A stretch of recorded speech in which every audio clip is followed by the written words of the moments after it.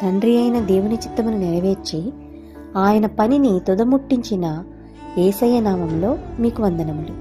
నేస్తం యోహాను సువార్త 4వ అధ్యాయము 31 నుండి 34 వచనముల వరకు మనం గమనించినప్పుడు, శిష్యులు యేసుక్రీస్తు వారిని భోజనము చేయమని అడిగినప్పుడు యేసుక్రీస్తు వారు ఏమన్నారంటే, తినడానికి మీకు తెలియని ఆహారము నాకు ఉన్నదని చెప్పారు.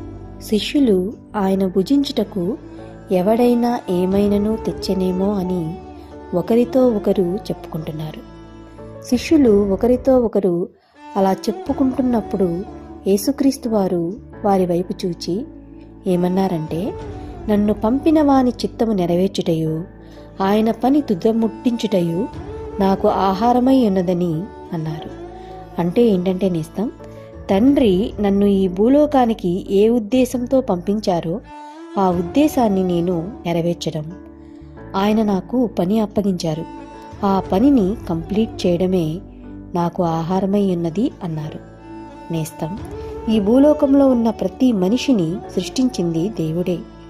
మనం మన బిడ్డలను ఎక్కడికైనా బయటకు పంపిస్తున్నాము అంటే ఏదైనా పని ఉంటేనే పంపిస్తాము. అప్పుడు మన బిడ్డలు మనతో ఏమంటారు? నాన్న వెళ్ళొస్తాను అన్నప్పుడు నాన్న ఏమంటాడు నేస్తం? జాగ్రత్తగా వెళ్ళిరాయ్యా, లేకపోతే జాగ్రత్తగా వెళ్ళిరామ్మా అంటాడు. వాళ్ళు ఎక్కడి నుండి బయలుదేరితే వెళ్ళిరామ్మా అంటున్నాము? వాళ్ళు మన దగ్గర నుండి బయలుదేరి వెళ్తున్నారు కాబట్టే వెళ్ళిరామ్మా లేక వెళ్ళిరాయ్యా అంటున్నాము. నేస్తం, కీర్తనల గ్రంథము 90వ అధ్యాయము 3వ వచనమును మనం గమనించినప్పుడు, తండ్రి అయిన దేవుడు కూడా మనల్ని నరులారా తిరిగి రండి అని అంటున్నారు.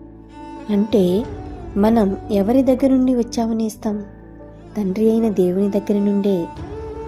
ఆయన ఈ భూలోకానికి మనల్ని ఎందుకు పంపించారంటే ఏదో పని ఉంది. పని ఉంటేనే మనల్ని ఈ భూలోకానికి పంపించారు. మనం కూడా అంతే కదా నేస్తం. మనం మన పిల్లల్ని బయటకు పంపిస్తున్నాము అంటే ఏదో పని ఉంటేనే ఆ పని నిమిత్తమై బయటకు పంపిస్తాము. అంటే మన బిడ్డ ఆ పని పూర్తి చేసుకొని తిరిగి మన ఇంటికి రావాలి. అలాగే మనం తండ్రి అయిన దేవుని పిల్లలం. ఆయన మనల్ని ఈ భూలోకానికి పంపించారంటే మనకి కూడా ఒక పని అప్పగించారు. ఆ పనిని మనం తప్పకుండా చేసి ముగించుకొని మరలా మనం దేవుని యొద్దకు వెళ్ళాలి. నేస్తం, మరి మనకు దేవుడు ఏ పని అప్పగించి ఉంటారు? మనకు తెలియదు. కాబట్టి మనం ఏం చేయాలంటే మోకరించి చేతులు పైకెత్తి, తండ్రి నన్ను ఈ భూమి మీదికి ఏ ఉద్దేశంతో పంపించారు? నేను మీకోసం ఏం పని చేయాలి అని మనం హృదయపూర్వకంగా అడిగితే ఆయన మనకు తప్పకుండా తెలియచేస్తారు.